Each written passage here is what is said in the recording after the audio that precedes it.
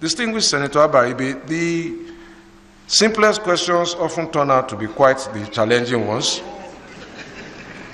But let me say first that it raises the question about public understanding of the role of governors, of the role of public servants, and some people have been surprised to learn that as governor of Lagos State, I don't know about other states, I don't sign checks.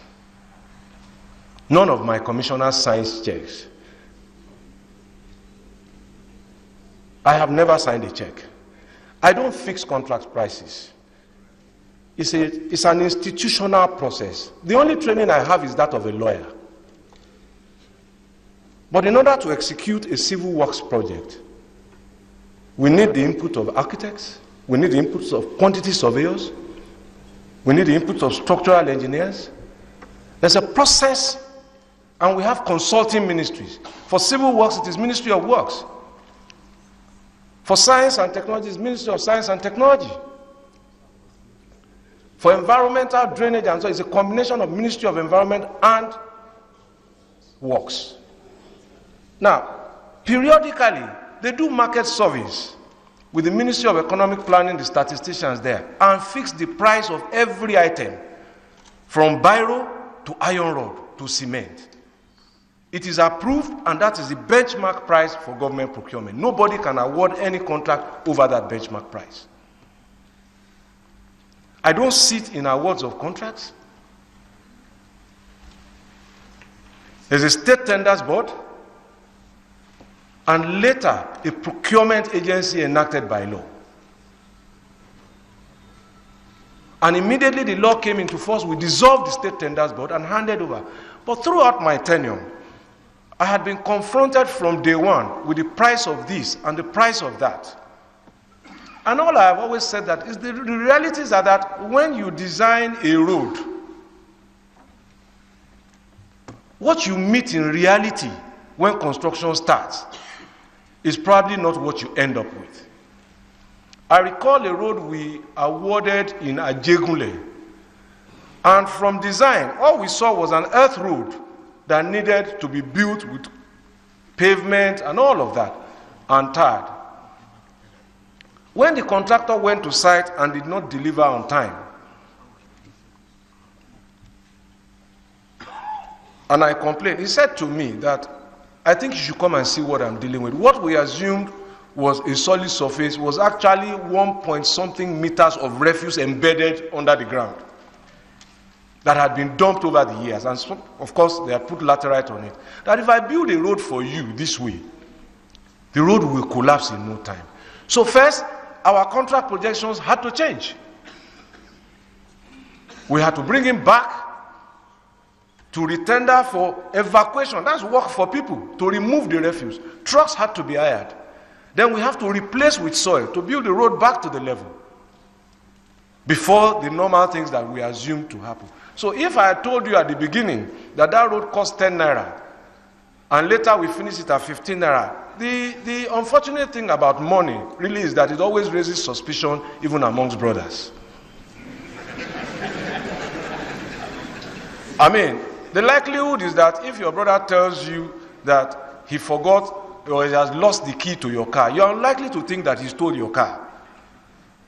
But if he told you that, oh, the 10 naira you gave him, he doesn't know where he put it, the first suspicion is probably bought something, he's taking my money. So it raises suspicion, but truth be told, all of these things, nobody has alleged that I have corruptly enriched myself. And I couldn't be the master of all of computers, technology. I need something to do my work. And you make procurement in Senate. Who knows how much, who is involved in how much you buy biro and stationery? And as for loyalty, the concept of loyalty is a very strange concept. You see,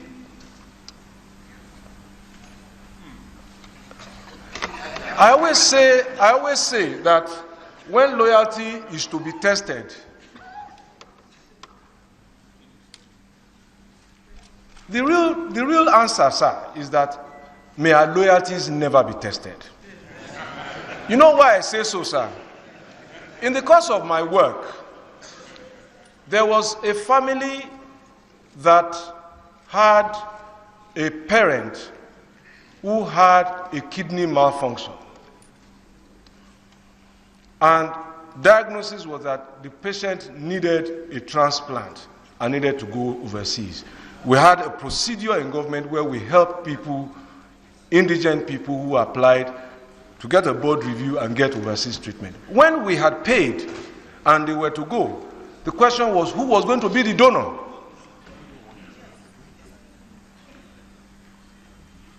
It turned out that the only matching kidneys were those of her 2 daughters. And none of them was willing to give a kidney for their mother. But that was their supreme test of loyalty.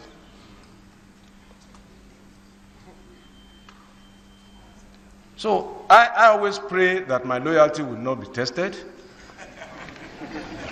Because you do not know when loyalty is, you may have to take a bullet for somebody, for even your own child. And so perhaps we discuss it loosely, but in public life, I have remained loyal to causes that I have signed on to.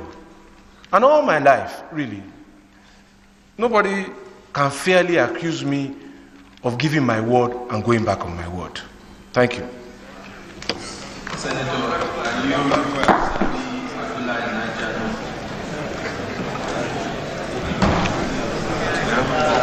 Thank you, Mr. President.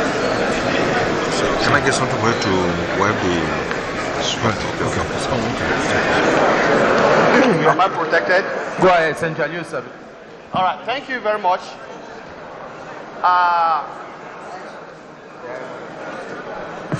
Chief Whip. Raji Fashola. SAN. Order. Order. Order. You are one Nigerian that for sure many people have very keen interest on.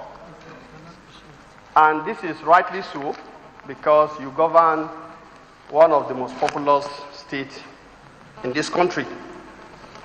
Now, I recalled at the beginning of your service to that state, there was the issue of what you yourself tagged as the shame of a nation. And I think that was the issue having to do with the traffic gridlock in Oshodi area. You stepped in and somehow that phrase, shame of a nation, was changed to what I think all of us will agree, pride of a nation. And I recalled, for me, my very first experience when that happened.